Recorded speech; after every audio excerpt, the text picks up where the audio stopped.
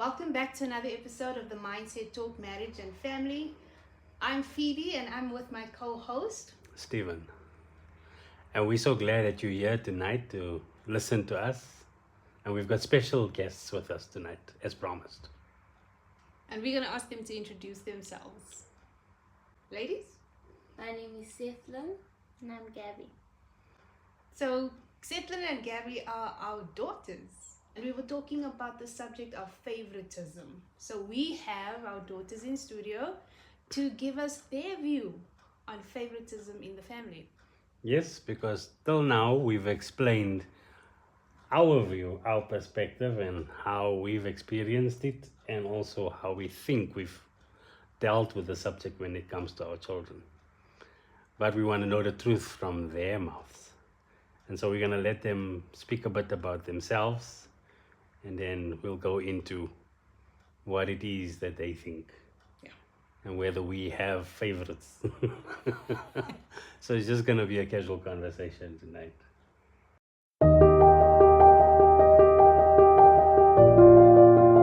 A few weeks ago, we were talking about Jacob and Esau and their parents, Rebekah and Isaac, and the subject of favoritism. And we had our views on favoritism, but we want to hear from the girls how they experienced favoritism or did not experience favoritism. We want to have an honest view from them. Yeah, but firstly, tell us a bit about yourself, what you're doing, what's your favorite thing to do, what's your passion, what used to be your passion. We'll start with Seth-Lynn. Okay, so a little bit about me. I'm a music teacher. So I teach children keyboard, recorder. I can sing as well. I'm passionate about children and music. Music used to be my all-time passion since growing up. I said I want to be a musician, I want to be performing, but all of that slipped a little bit. It's not my true passion anymore, but I love to be involved with children in teaching. Okay. And Gabby? I am a third year student at UCT and my passion is writing or telling stories basically. And that's been my passion since I was in grade 7, I think. And yeah, it's kind of changed to more than just writing and now like storytelling like in film and whatever, but I haven't figured out what I'm gonna be doing with that yet. Okay. Cool. Passions do change as we change, because change is inevitable. You like something now and tomorrow you like something else. As long as you realize what you enjoy and follow what you enjoy. I remember I wanted to be a dancer. I've shared this with you guys before. I wanted to be a dancer since I can remember seeing girls in pink leotards and pink pantyhose and ballet shoes. I always wanted to dance, but that never happened. But I still love dance. I love dance productions and performances. So some things will always stay with you, even though it never fulfills in real life. So when you're young, do anything and everything. Explore. It will eventually settle. But it's important that you love your passion, and that you do what you love doing, and not get caught up in earning a salary on something that you don't like. And so that's been the key lesson that we try to teach our daughters, not to repeat our mistakes. Working in corporate when you don't want to be there. But it's paid the bills. It's all part of the journey. But yeah, so we spoke about Jacob and Esau and how Jacob's mother loved him and they deceived Isaac, and Jacob stole Esau's birthright, and that turned into years and years of being a fugitive, running from his brother, all because of favoritism. And then we also, in our episode, spoke about our experiences from that perspective. But we wanted to hear from the children as they grew up how they experienced us as parents and what their views are. We had a brief conversation about this, but we would like for them to share it with you. So be honest, what your views has been growing up. Who do you think is the favorite? Anyone can start this time. Yeah, I'm not gonna lie now. Recently it's been me. Why? Hmm? Why did you say that? Because most of the time it's like I'm able to have more conversations with you and Daddy than Seth-Lynn is. Because I'm just closer with you and Daddy. Why do you say that? Because I'm closer with you. How do I explain that I'm closer with you? Because I speak to you more. And I interact with you more. I wouldn't say that there was any like way of showing that you were being fair, is because we focus on ourselves, that you're not giving me the attention that you're giving her, or she's not getting the attention that you're giving me. So that's our focus. So we never really look at the point of view that, oh, they're actually trying to be fair. So that is my view on whether you're being fair or not. And that's true, because that's been my perspective as well growing up, because I used to focus on how much time and effort my parents placed in my brother, or doing things for him and not for me. So this becomes your only view, and that's all you see. So it's fair. What do you think?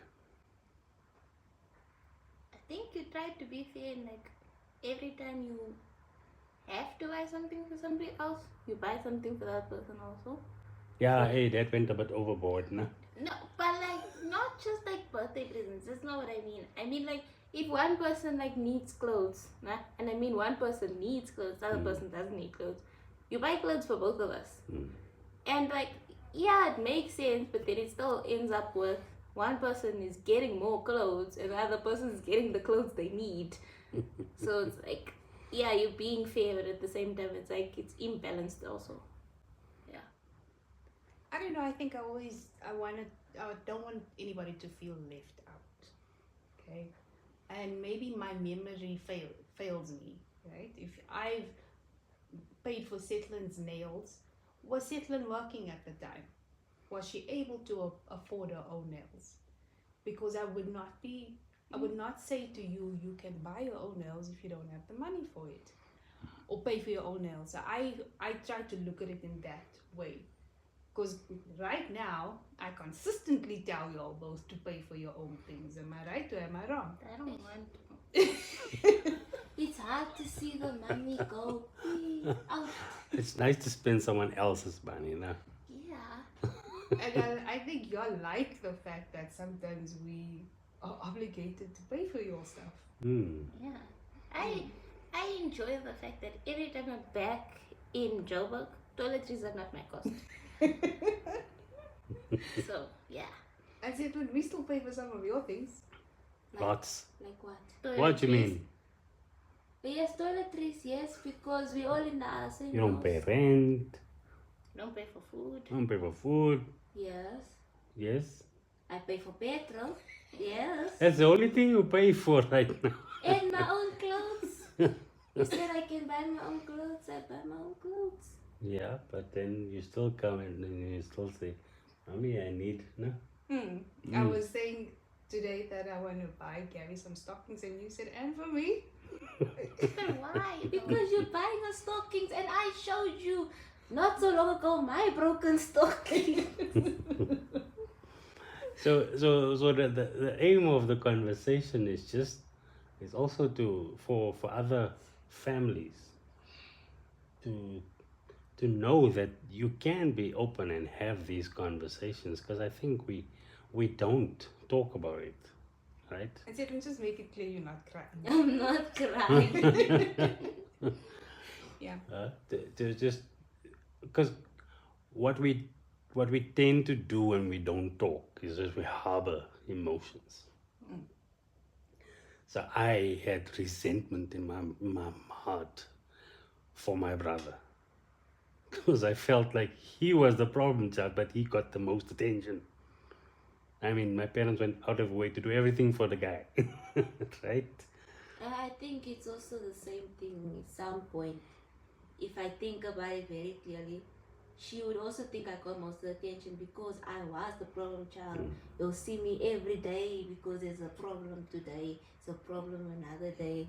Yeah, and it became a thing of like literally this thing where I say that people think that the favorite child is the child that like does good and whatever, but then it also becomes a thing that the child that does good is the child that is like the most like left on their own because You're they responsible. are fine.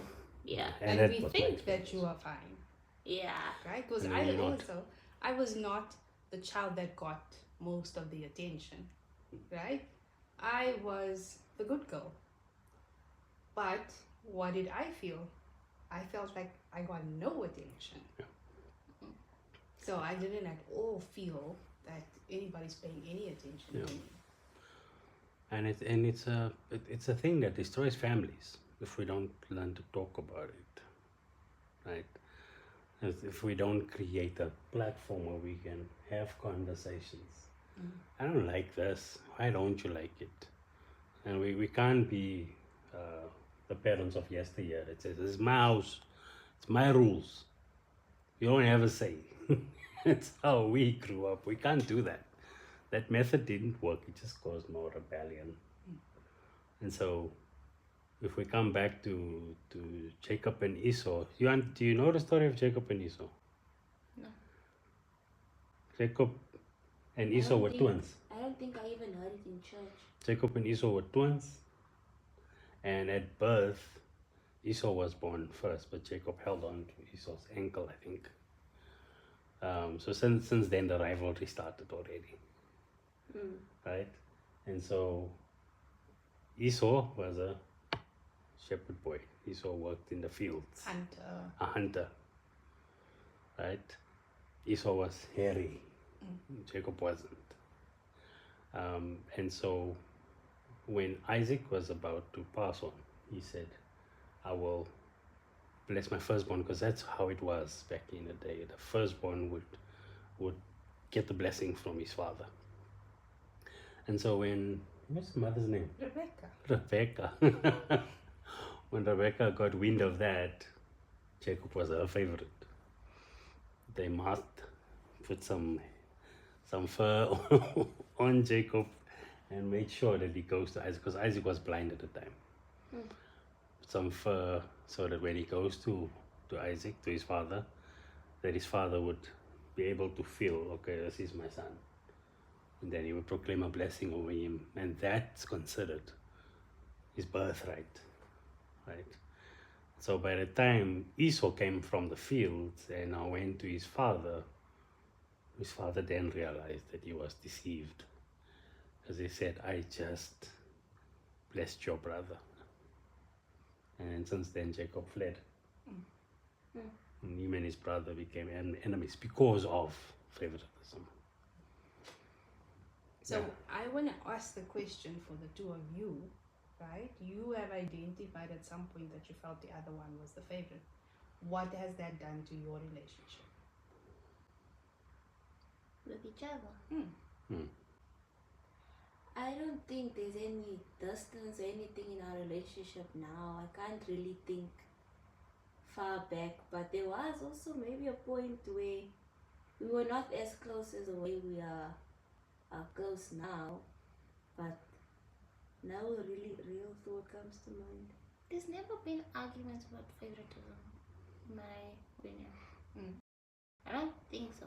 Like the only thing I think of is like this one instance, and I don't know who remembers this fight. But it was a fight about like I don't even know what we were fighting about. I needed to do something and I didn't do it, and Seth-Lynn was telling me to do it, and I was getting annoyed but Seth-Lynn was telling me to do it. But it's a thing of like stop trying to be my mother. And then there was a point you and mommy came home, and then you were saying that you expect us to do things because like we have to do chores and whatever. And then I said that you view Seth-Lynn as being perfect because she's always doing this and she's always doing that. And apparently I'm never doing that, and I got upset. But I don't really remember the full context of what happened then.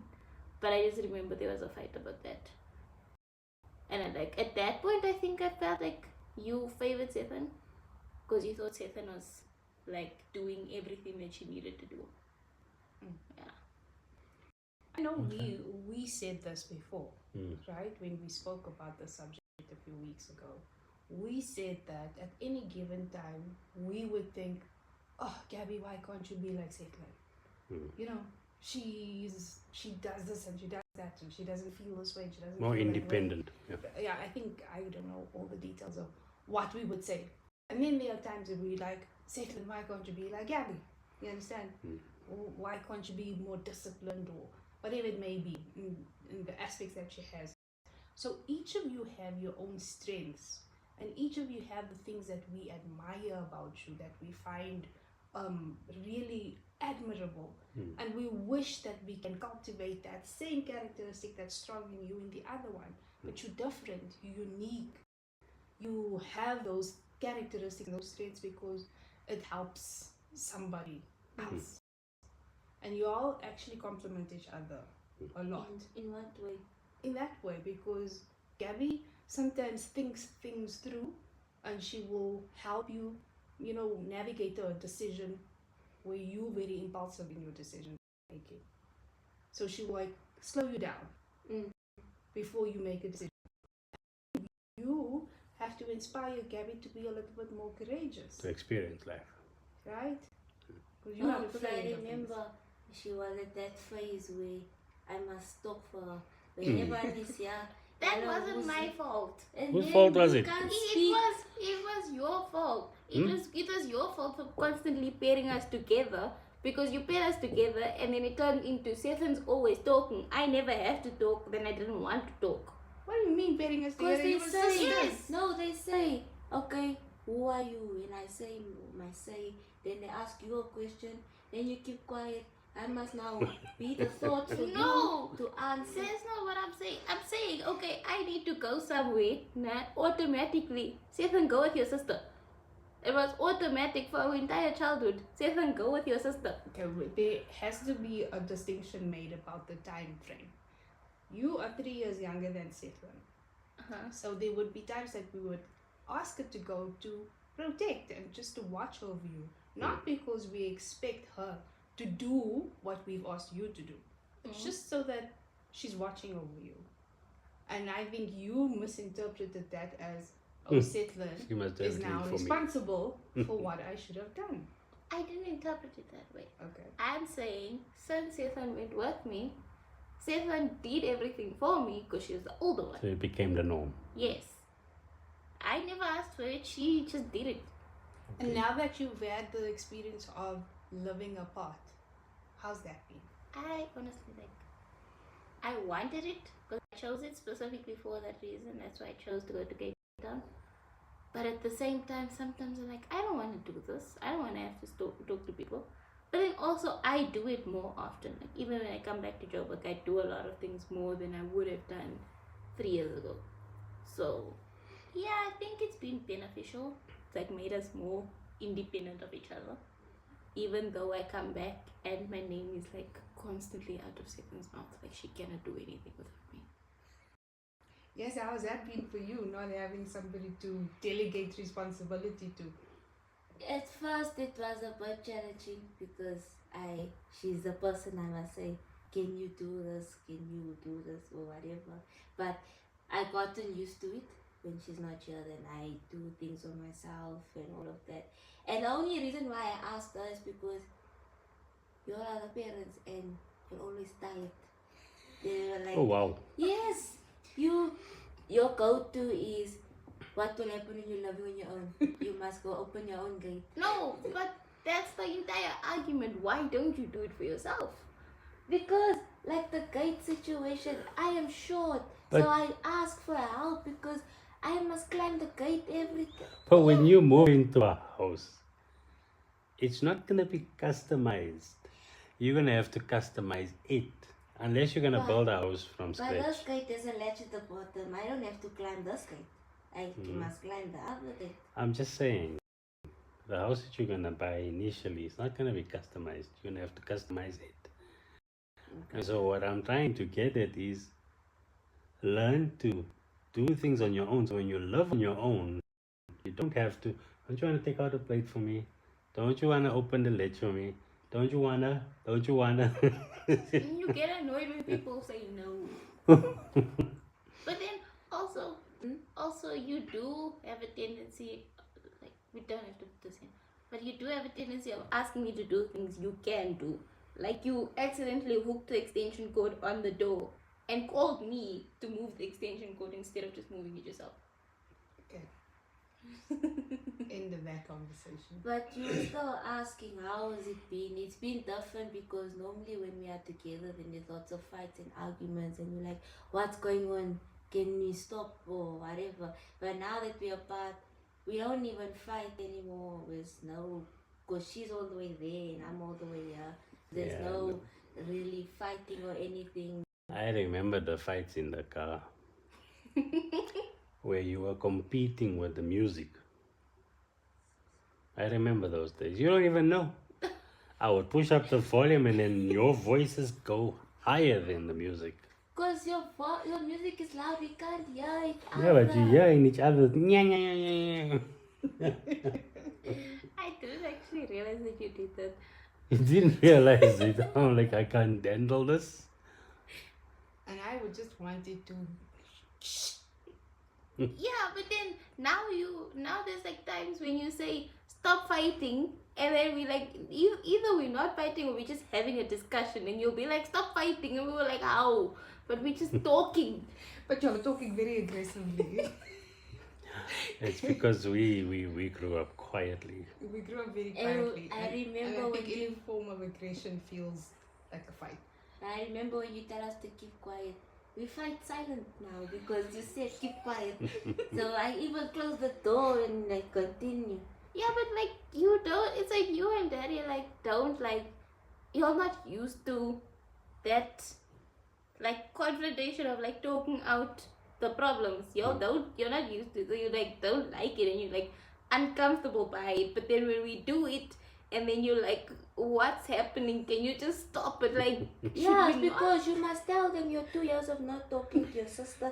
Because you see, y'all don't fight. We speak it out until... And then like when it's resolved, it's the end of it, we move on. Because today we're fighting, tomorrow is good morning, like... Nothing happens. That's healthier than how we dealt with it, right? I'm saying that I grew up with thinking that the less I speak, the more better. peace I preserve, right? So hearing a lot of feels, like you said, uncomfortable because I'm thinking it's causing chaos. It's causing... My brothers were like that. We were 3 younger ones. The other ones were older. So the 2 that were older than me would sit and have debates like you and I would run to the room to try and get away. But what you're having is healthy. So what would the lesson be if you had to leave something with any teenager sibling that's listening to this podcast? What's the message you would give them? Don't give that. Yo, This when we is the amount fighting... of things that we bring up randomly. This thing happened 5 years ago, but you still do this. Today's fight is no longer today's fight. It's now 3 weeks fight that is now in today's conversation. You forget what today's fight is about. So all we're saying is like, if there's an issue or problem, speak about it instead of just keeping quiet, because then the problem is just gonna grow and grow and grow. Besides the fact that we argue about yesterday's argument, but yeah, just speak about it, even though there's a fight. As long as you're talking about it, because now you're hearing from both sides what this one liked, what this one didn't like, and So what's more important? Who's right or what? in the moment is who's right, but at the end of it, it's more about listening, like she was trying to say. Recently, it's become understanding the other person's perspective, but that took the longest time for us to understand because this thing where you and mommy told us agree to disagree. We were like, what do you mean agree to disagree? Why I we don't agree. Why should I agree? Exactly. So it was bad for like the longest time, and it still is sometimes. But sometimes it's better to just agree to disagree than continue the argument, because the argument's gonna go on forever. Yeah, but like she said, it's just not understanding each other. Because I could have said something to her that hurt her, and I didn't know it hurt her. So if she didn't bring it up to me to say that I hurt her by what I said, I wouldn't have known. But once she speaks about it, I can now, not to say that what I said was right, but I can now say, I said it in this way, this is how I viewed what I was saying, and she just, her own perspective and how she heard what I said. And interpret. And I wasn't intentionally meaning to hurt her in the process. So does that help? It does help, but it also makes the other person aware that even though you may say something in this way, you need to be conscious and know that it can hurt the other person. I will say that one thing I have said is that if you are going to like go to somebody after like you say something about them, go to them not going with the first thing you're saying being a defense to what you said before you apologize, because then that technically invalidates what the person's emotion. So like go with the apology first. Sorry, I did this, wasn't my intention. Like, yeah. So you nurture a relationship. Yes. We are different individuals, so we disagree, differ in opinion, but we have to nurture a relationship and address the disagreements, find a way to reason together. So that's important. What message would you tell parents about our style, or what we did that you deem to be something admirable, or maybe not, you need to change? something to avoid? Because it will teach us also. They're putting you on the spot. No, I was about to ask, like, do you think it's a good idea for parents to show their children that they have disagreements? Not necessarily like fighting, like having like a loud argument, but show your children that you have disagreements and like how you work it out, like what Oma and Opa do, which is comical still. But like that thing of like you have a disagreement and like you don't like raise your voice, but you like listen to each other basically. Because I know there was points where I was like, I could tell you and mommy are not happy with each other. You don't know what it's about, you just know you're not happy, but then you know that because it's silent. But then because of that, me and Seth never actually learned how to confront people because we didn't see it. Yeah, so I agree with what she's saying, is that you all need to model what you want us to do, but we don't see that.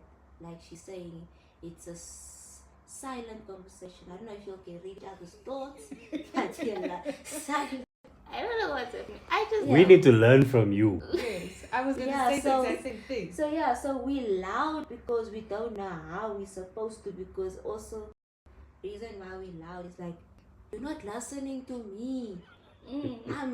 So that's when the volume comes. So So for us, it's uncomfortable because we don't know how to do it, and so therefore it feels wrong. Why Yes, can't you just keep quiet, which is not the right thing to do? yes, that's why we were saying that, like you said, the way you were brought up, 2 years not speaking to your sister, you running away when your brother's arguing. So y'all never had what we had, where we openly just argue with each other. So that's why y'all are quiet with each other, because of how y'all were. Yeah. What you are asking about is, how do we fight fair? How do we disagree and share our views with each other without it becoming so Steaming it. heated that the relationship is destroyed? That's what that has been saying. You have to protect the relationship. So one thing that you have to start off with is acknowledging that you are how you are, and the person that you're in a relationship with, siblings or whatever it may be, you have to learn how they are, right? And when you understand how they perceive the world, how they respond, having the conversation must be able to say, I understand your language, you understand my language, let's meet each other in that way. When me and your father argue, if he raises his voice at me, I feel threatened, right? So what I would say to him is, don't speak to me like that. And that hardly happens. I But was when it gonna has say, happened, I have never heard Daddy raise his voice at you. He raised it at us. but because he knows that when it has happened and it has been, I can literally count it on my one hand how many times he's raised his voice, and I would say, don't speak to me like that, because I feel threatened. I'm going to run away. I'm like, you hate me. It's Why are also you shouting because- at me? So You know? it's also because, like, if you think about it in another sense with your father, because daddy's a man, your father's a man, so you think because of how your father spoke to you, because daddy is a man, he can't speak to you like that. And I said So that it is once. modeled like that. Your Yes. father don't speak like that, so I think all men shouldn't speak like that. I think I have said that before. My father never raised his voice at me, right? So that's allowed us, because now daddy understands my language is not a screaming match. He can't raise his voice at me. So when we have to talk about something, we do it in a very confidential voice. Confidential voice. It is Definitely very confidential. confidential. Like, it's like so silent, we don't even know that you're fighting. So what would you say to other parents about, managing or navigating this favoritism thing? What do you think we did well as parents, or what do you think we need to improve as parents, your parents? I don't think there was a point for us that we felt like, besides like the minor things that we spoke about, that we felt like you favored one person over the other person. At least I didn't. But yeah, I don't know. What would you like for us as parents to have done differently to help you? Because we've established that you are more vocal and confrontational, get it done. So what did we do differently? Argue, whisper Jesus. Yes, when you're arguing, you're very silent. I don't know. In my view, I don't know whether you are dealing with your problems or you are not. So I don't know. I think it's a thing of help us to listen to each other more and not having like a screaming match. I think that's one thing we could have been taught differently. To see how to argue. Because I know I don't know how to argue with anyone but Seth-Lynn, because I've never seen it. So I don't know how to confront other people about problems. So I just like, no, it's okay, it's fine for everyone, which is not healthy, but I do that.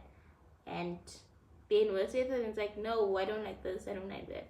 And then it leads to arguments. But with most people, I don't argue with them.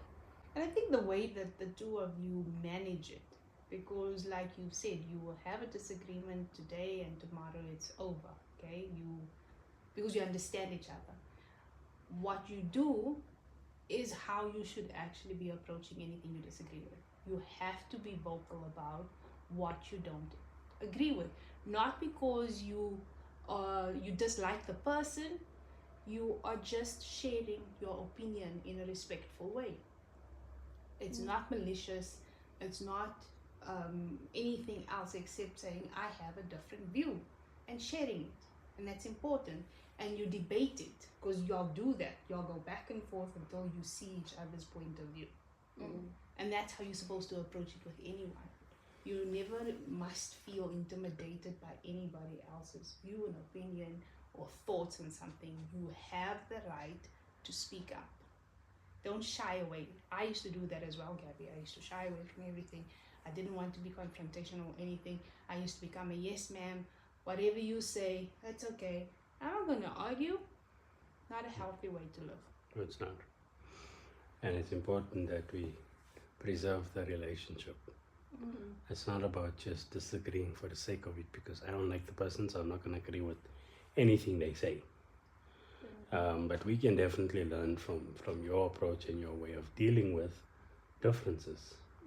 Yes, there's very little differences, but it doesn't mean that our relationship is now perfect and that we don't find any fault. We just keep quiet, or we choose our battles. It's like, is it really worth it to faff over it? No, you just move on, right? But I mean, there are things that we should say.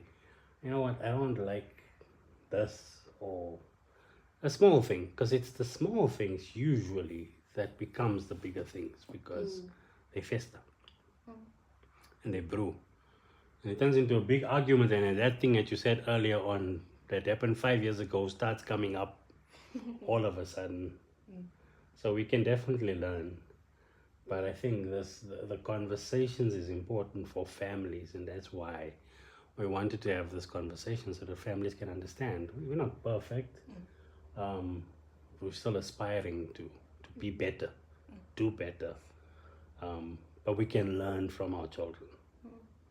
That's the key tonight. A question that I have for you, in terms of how transparent do you think we are about our lives? Does that help you or does it hurt you? I would say it does. It does help us, because we can learn a lot from how you grew up and how you dealt with things, and how you're dealing with things as being an adult. So I feel like it is helpful. I don't think it hurts. For me, I don't think it hurts me. I feel like I would also say you might agree with this, is that it's helpful, as in the fact that we consider it and we like think about those things, but then at the same time it hinders a lot of things, because there's a lot of things I don't do because I don't want to have that experience of like making a mistake, but then I don't do things because of that. You don't do things because you've heard our story? Yeah, or like I've seen when somebody did this, it didn't go well, so I don't want to do that, or like things like that. So like, I try to avoid things, or like more cautious about going into things, and then it actually like causes problems, because then it stops me from doing things. So it paralyzes you. Yeah, Because you're now overthinking the entire decision. But we were not always transparent yeah, no, it started No. like 2020. It also started during lockdown. because we were older enough to understand. Because if you were trying to be transparent with us when we're small, we're gonna forget it tomorrow that you told us this. So yeah. Okay. Yeah, so the lesson that we want to leave with the audience tonight is that favoritism is never good. It has a negative effect. But we also learned that parenting is different from child to child. And that you tend to give more attention where attention is needed at the time. But it's also not easy for parents to navigate this.